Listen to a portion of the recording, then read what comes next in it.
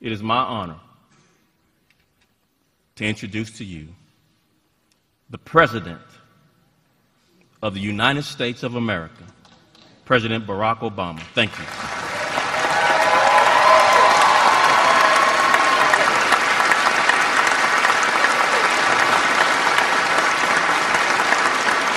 Thank you. Thank you.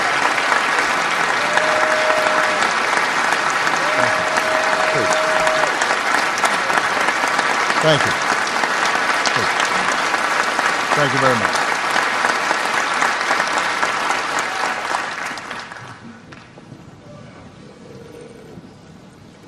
Mr. President and Mrs. Bush, my friend, the Vice President, and Dr. Biden, Mayor Rawlings, Chief Spiller, clergy, members of Congress, Chief Brown. I'm so glad I met Michelle first because she loves Stevie Wonder.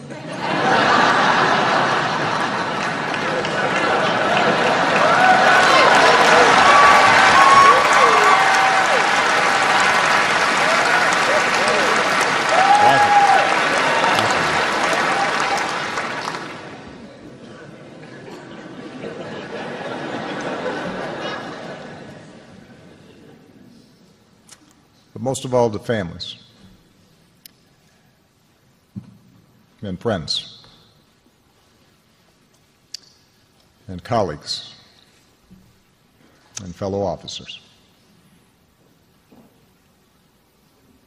Scripture tells us that in our sufferings there is glory, because we know that suffering produces perseverance. Perseverance, character. And character, hope. Sometimes the truths of these words are hard to see. Right now, those words test us, because the people of Dallas, people across the country, are suffering. We're here to honor the memory and mourn the loss of 5 fellow Americans, to grieve with their loved ones, to support this community, to pray for the wounded, and to try and find some meaning amidst our sorrow. For the men and women who protect and serve the people of Dallas, last Thursday began like any other day. Like most Americans, each day you get up, probably have too quick a breakfast, kiss your family goodbye, and you head to work. But your work and the work of police officers across the country is like no other. For the moment you put on that uniform,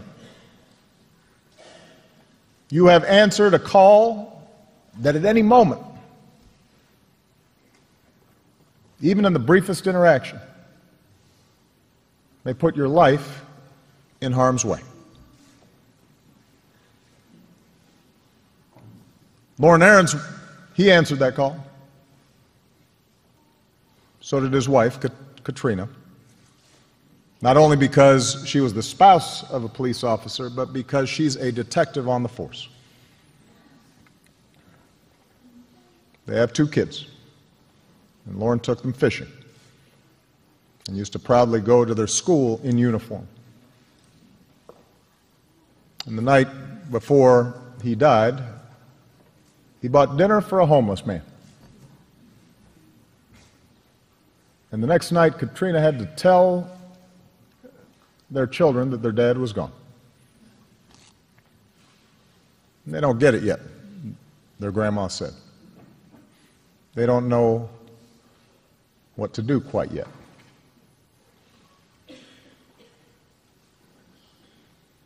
Michael Kroll answered that call. His mother said he knew the dangers of the job, but he never shied away from his duty. He came 1,000 miles from his home state of Michigan to be a cop in Dallas, telling his family, "This is something I wanted to do." And last year, he brought his girlfriend back to Detroit for Thanksgiving, and it was the last time he'd see his family.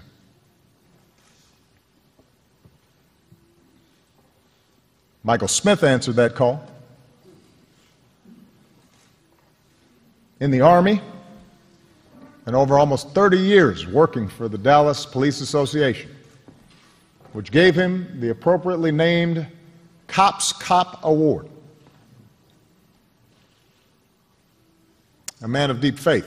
When he was off duty, he could be found at church or playing softball with his two girls. Today, his girls have lost their dad, for God has called Michael home.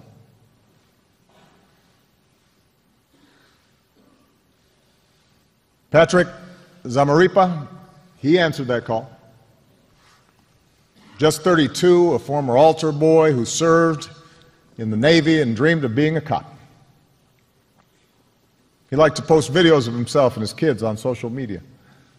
And on Thursday night, while Patrick went to work, his partner Christy posted a photo of her and their daughter at a Texas Rangers game and tagged her partner so that he could see it while on duty. Brent Thompson answered that call. He served his country as a Marine. And years later, as a contractor, he spent time in some of the most dangerous parts of Iraq and Afghanistan. And then a few years ago, he settled down here in Dallas for a new life of service as a transit cop. And just about 2 weeks ago, he married a fellow officer. Their whole life together waiting before them.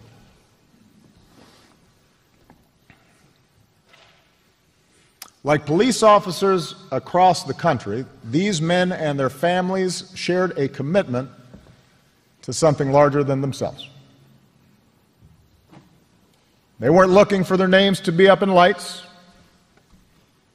They'd tell you the pay was decent, but wouldn't make you rich. They could have told you about the stress and long shifts. And they'd probably agree with Chief Brown when he said that cops don't expect to hear the words thank you very often, especially from those who need them the most.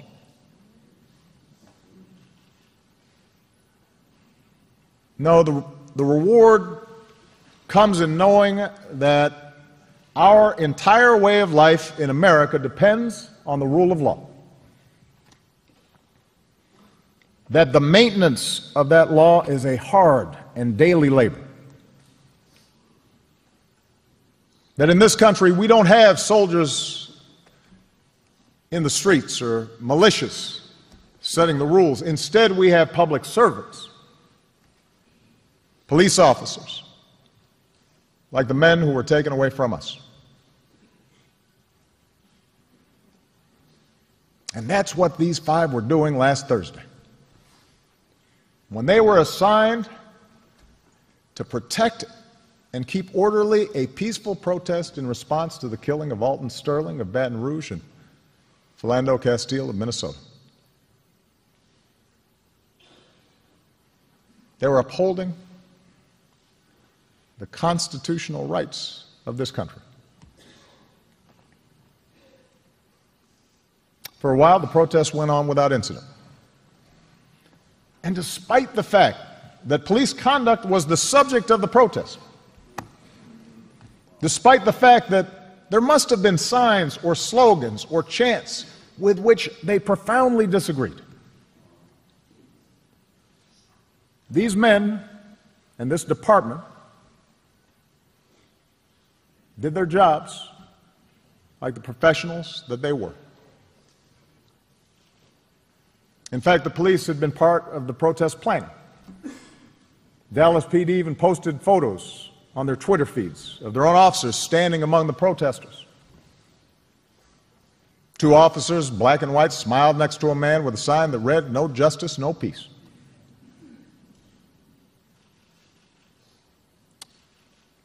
And then around 9 o'clock, the gunfire came. Another community torn apart, more hearts broken, more questions about what caused and what might prevent another such tragedy.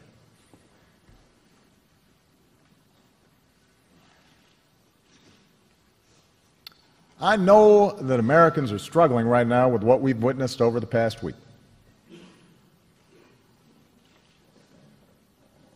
First, the shootings in Minnesota and Baton Rouge, the protests, then the targeting of police by the shooter here. An act not just of demented violence, but of racial hatred. All of it's left us wounded and angry and hurt. It's as if the deepest fault lines of our democracy have suddenly been exposed, perhaps even widened. And although we know that such divisions are not new, though they've surely been worse in even the recent past, that offers us little comfort. Faced with this violence, we wonder if the divides of race in America can ever be bridged.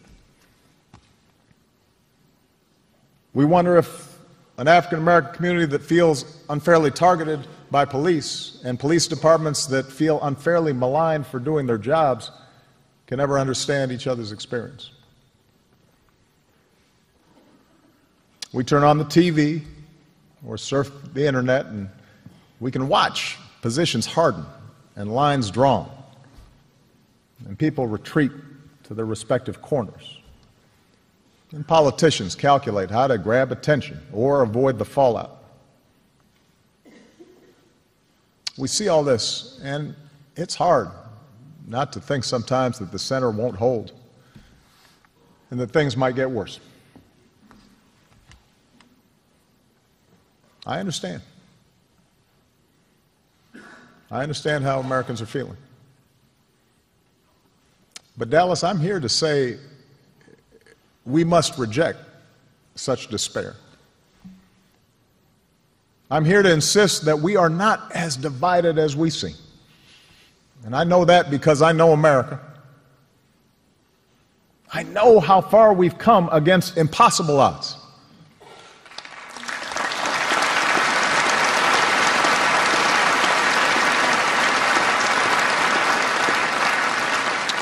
I know we'll make it because of what I've experienced in my own life, what I've seen of this country and its people, their goodness and decency as President of the United States. And I know it because of what we've seen here in Dallas, how all of you, out of great suffering, have shown us the meaning of perseverance and character and hope.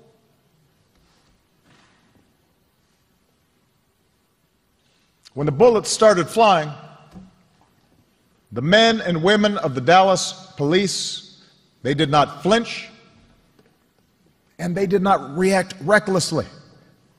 They showed incredible restraint. Helped in some cases by protesters, they evacuated the injured, isolated the shooter, saved more lives than we will ever know.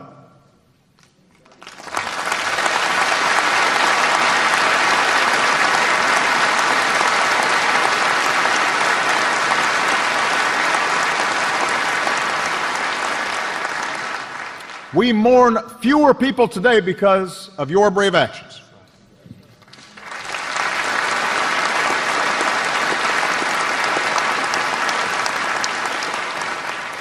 Everyone was helping each other, one witness said.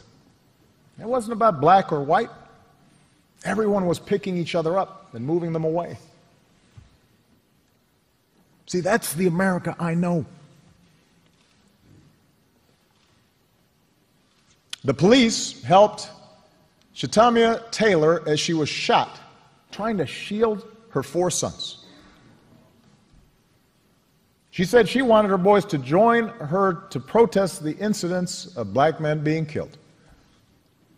She also said to the Dallas PD, "Thank you for being heroes." And today her 12-year-old son wants to be a cop when he grows up. That's the America I know.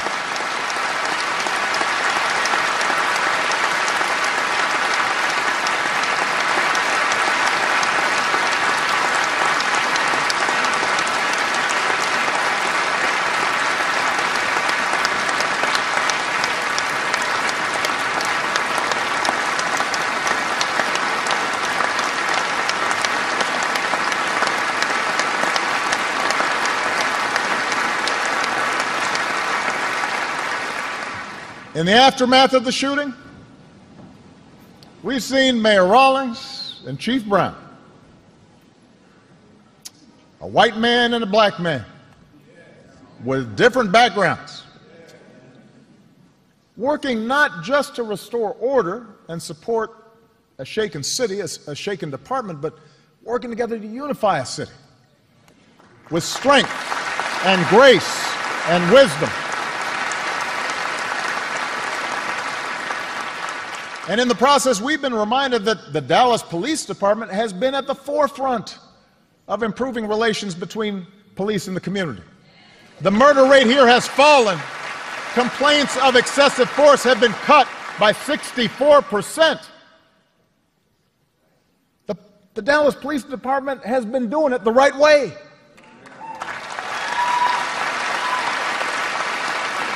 And so, Mayor Rawlings and Chief Brown, on behalf of the American people, thank you for your steady leadership. Thank you for your powerful example. We could not be prouder of you.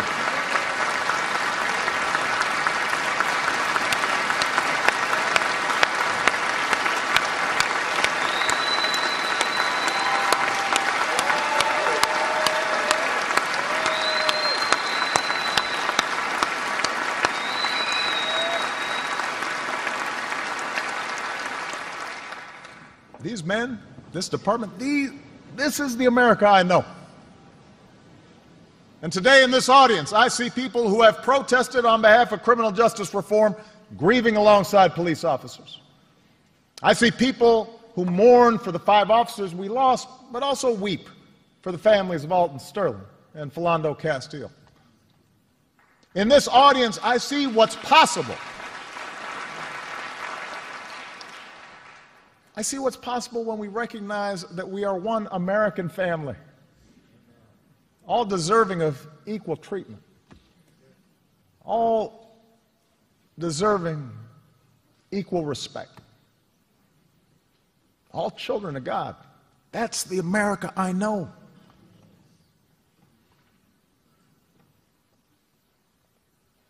Now, I'm not naive. I have spoken at too many memorials during the course of this presidency. I've hugged too many families who've lost a loved one to senseless violence. And I've seen how a spirit of unity born of tragedy can gradually dissipate, overtaken by the return to business as usual, by inertia and old habits and expediency. I see how easily we slip back into our old notions because they're comfortable, we're used to them. I've seen how inadequate words can be in bringing about lasting change. I've seen how inadequate my own words have been. And so I'm reminded of a passage in John's Gospel Let us love not with words or speech, but with actions and in truth. If we're to sustain the unity we need to get through these difficult times, if we are to honor these 5 outstanding officers who we lost, then we will need to act on the truths that we know. And that's not easy. It makes us uncomfortable. But we're going to have to be honest with each other and ourselves. We know that the overwhelming majority of police officers do an incredibly hard and dangerous job fairly and professionally. They are deserving of our respect and not our scorn.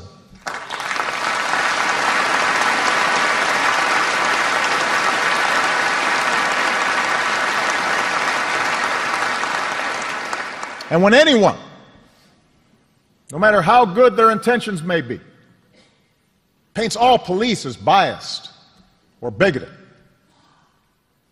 we undermine those officers we depend on for our safety. And as for those who use rhetoric suggesting harm to police, even if they don't act on it themselves, well, they not only make the jobs of police officers even more dangerous, but they do a disservice to the very cause of justice that they claim to promote.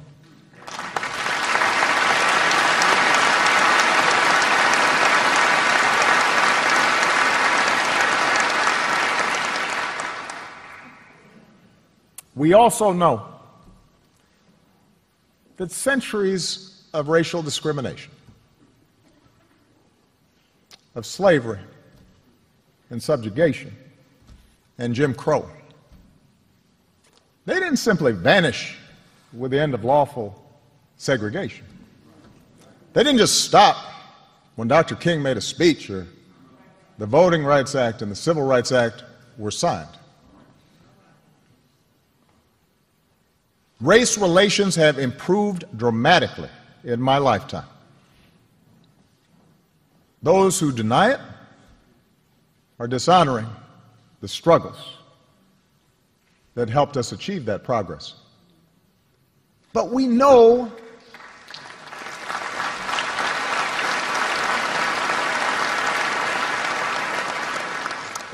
but America, we know that bias remains. We know it. Whether you are black or white or Hispanic or Asian or Native American or of Middle Eastern descent, we have all seen this bigotry in our own lives at some point. We've heard it at times in our own homes. If we're honest, perhaps we've heard prejudice in our own heads and felt it in our own hearts. We know that. And while some suffer far more under racism's burden, some feel to a far greater extent discrimination's sting. Although most of us do our best to guard against it and teach our children better, none of us is entirely innocent. No institution is entirely immune. And that includes our police departments. We know this. And so when African Americans from all walks of life, from different communities across the country, voice a growing despair over what they perceive to be unequal treatment, when study after study shows that whites and people of color experience the criminal justice system differently. So that if you're black, you're more likely to be pulled over or searched or arrested, more likely to get longer sentences, more likely to get the death penalty for the same crime. When mothers and fathers raise their kids right and have the talk about how to respond if stopped by a police officer, yes sir, no sir, but still fear that something terrible may happen when their child walks out the door? Still fear that kids being stupid and not quite doing things right might end in tragedy? When all this takes place more than 50 years after the passage of the Civil Rights Act, we cannot simply turn away and dismiss those in peaceful protest as troublemakers or paranoid.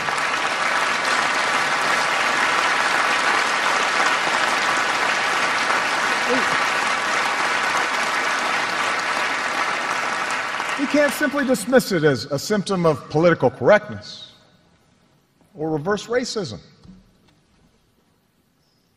To have your experience denied like that, dismissed by those in authority, dismissed perhaps even by your white friends and co-workers and fellow church members, again and again and again, it hurts. Surely we can see that, all of us.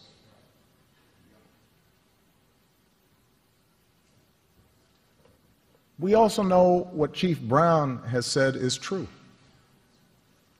that so much of the tensions between police departments and minority communities that they serve is because we ask the police to do too much and we ask too little of ourselves.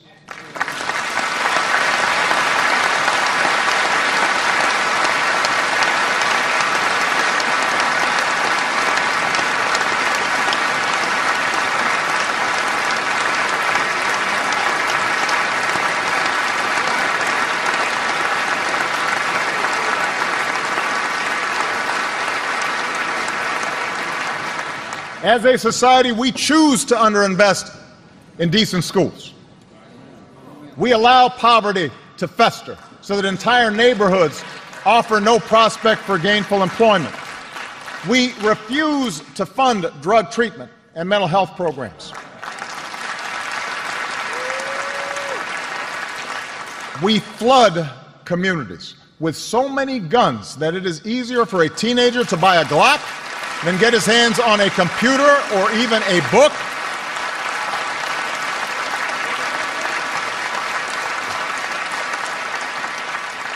And then we tell the police, you're a social worker, you're the parent, you're the teacher, you're the drug counselor. We tell them to keep those neighborhoods in check at all costs and do so without causing any political blowback or inconvenience. Don't make a mistake that might disturb our own peace of mind. And then we feign surprise when periodically the tensions boil over.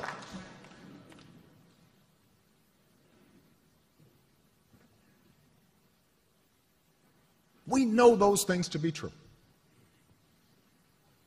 They've been true for a long time. We know it. Police, you know it. Protesters, you know it. You know how dangerous some of the communities where these police officers serve are. And you pretend as if there's no context. These things we know to be true. And if we cannot even talk about these things, if we cannot talk honestly and openly, not just in the comfort of our own circles, but with those who look different than us or bring a different perspective, then we will never break this dangerous cycle.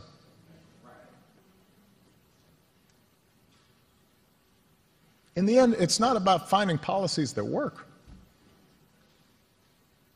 It's about forging consensus and fighting cynicism and finding the will to make change.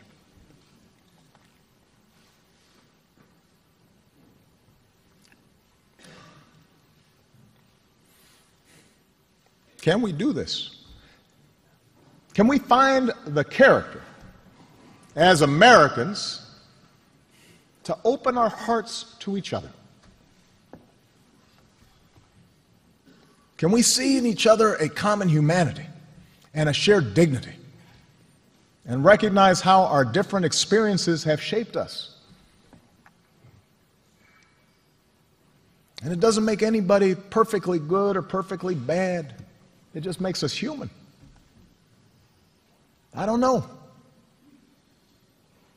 I confess that sometimes I too experience doubt. I've been to too many of these things. I've seen too many families go through this. But then I am reminded of what the Lord tells Ezekiel. I will give you a new heart, the Lord says, and put a new spirit in you. I will remove from you your heart of stone and give you a heart of flesh. That's what we must pray for, each of us. A new heart. Not a heart of stone, but a heart open to the fears and hopes and challenges of our fellow citizens. That's what we've seen in Dallas these past few days. And that's what we must sustain. Because with an open heart, we can learn to stand in each other's shoes and look at the world through each other's eyes. So that maybe the police officer sees his own son in that teenager with a hoodie who's kind of goofing off but not dangerous. And maybe the teenager will see in the police officer the same words and values and authority of his parents.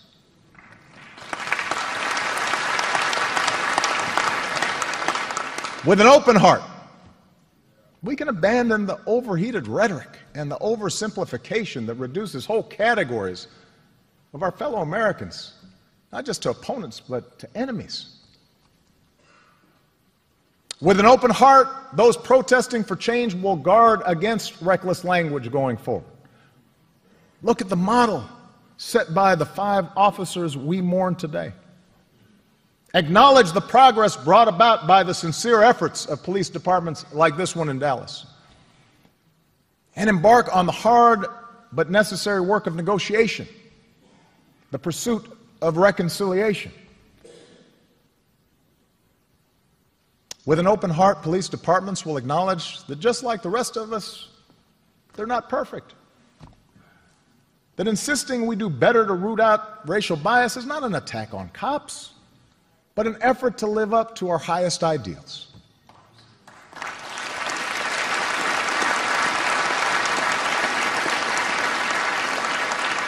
And I understand these protests, I see them, they can be messy. Sometimes they can be hijacked by an irresponsible few. Police can get hurt. Protesters can get hurt. They can be frustrated. But even those who dislike the phrase Black Lives Matter, surely we should be able to hear the pain of Alton Sterling's family. We should, when we hear a friend describe him by saying that whatever he cooked enough for everybody, that should sound familiar to us, that maybe he wasn't so different than us, so that we can, yes, insist that his life matters. Just as we should hear the students and co-workers describe their affection for Philando Castile as a gentle soul, Mr. Rogers with deadlocks, they called him, and know that his life mattered to a whole lot of people of all races, of all ages, and that we have to do what we can without putting officers' lives at risk, but do better to prevent another life like his from being lost. With an open heart, we can worry less about which side has been wronged and worry more about joining sides to do right.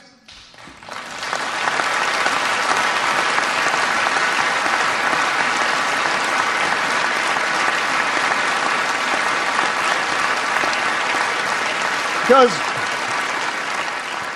the vicious killer of these police officers, they won't be the last person who tries to make us turn on one another. The killer in Orlando wasn't, nor was the killer in Charleston. We know there is evil in this world. That's why we need police departments.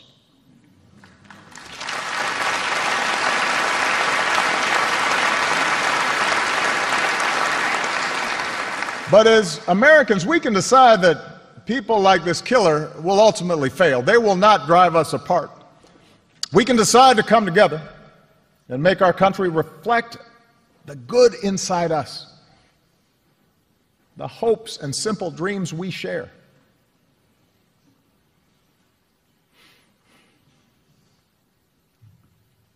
We also glory in our sufferings because we know that suffering produces perseverance.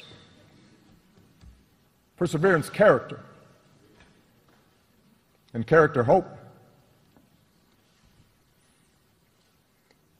For all of us, life presents challenges and suffering. Accidents, illnesses, the loss of loved ones. There are times when we are overwhelmed by sudden calamity, natural or man-made. All of us, we make mistakes. And at times we are lost. And as we get older, we learn we don't always have control of things. Not even a president does. But we do have control over how we respond to the world. We do have control over how we treat one another. America does not ask us to be perfect. Precisely because of our individual imperfections, our founders gave us institutions to guard against tyranny and ensure no one is above the law. A democracy that gives us the space to work through our differences and debate them peacefully, to make things better, even if it doesn't always happen as fast as we'd like. America gives us the capacity to change. But as the men we mourn today, these 5 heroes knew better than most.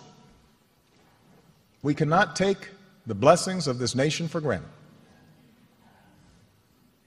Only by working together can we preserve those institutions of family and community, rights and responsibilities, law and self-government that is the hallmark of this nation. For it turns out we do not persevere alone. Our character is not found in isolation. Hope does not arise by putting our fellow man down. It is found by lifting others up.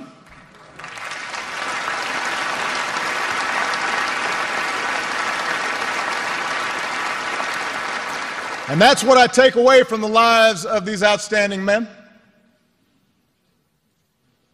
The pain we feel may not soon pass, but my faith tells me that they did not die in vain.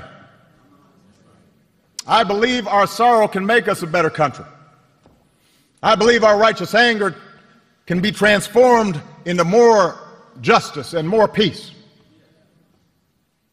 Weeping may endure for a night, but I'm convinced joy comes in the morning. We cannot match the sacrifices made by officers Zamarripa and Ahrens, Kroll, Smith, and Thompson.